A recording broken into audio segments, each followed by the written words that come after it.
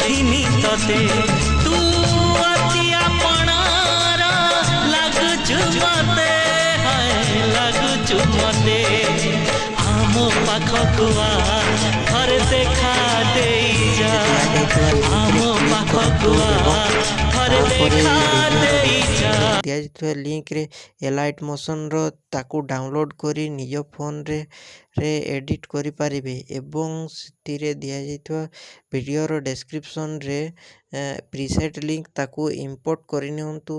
ତାପରେ ସେଥିରେ ଆପଣ ଯାହା କିଛି ଚେଞ୍ଜ କରିବାକୁ ଚାହୁଁଛନ୍ତି ତାହା ଚେଞ୍ଜ କରିପାରିବେ ଏବଂ ନ ଚେଞ୍ଜ କରି ମଧ୍ୟ ଆପଣ ତାକୁ ସିଧା ଡାଉନଲୋଡ଼ କରିପାରିବେ। ଯଦି ଭିଡ଼ିଓଟି ଭଲ ଲାଗିଥାଏ ଚ୍ୟାନେଲଟିକୁ ସବସ୍କ୍ରାଇବ୍ ଏଣ୍ଡ ଭିଡ଼ିଓଟିକୁ ଲାଇକ୍ କରିନିଅନ୍ତୁ।